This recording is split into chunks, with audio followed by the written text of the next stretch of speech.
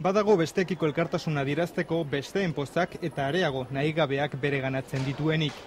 Bakearen aldeko hainbat taldekide apirilaren 9-tik hona itxialdi luzea egiten ari dira etak baituta daukan Julio Iglesias Zamorarekin elkartasunean. Haiek ere baituta ikusten dute euren burua, Euskal Herriak bere askatasuna baituta daukan neurri berean.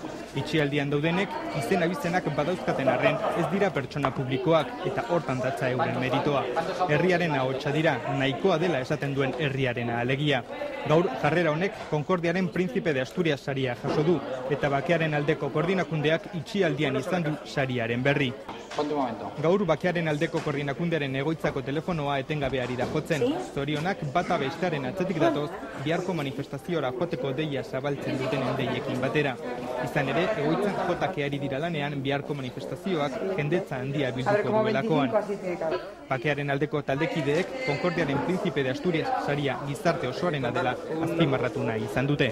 Bakearen aldeko taldekideak saria dela eta ospakizunetan dabiltza, hala ere azkeneko ospakizuna heltzeke dago.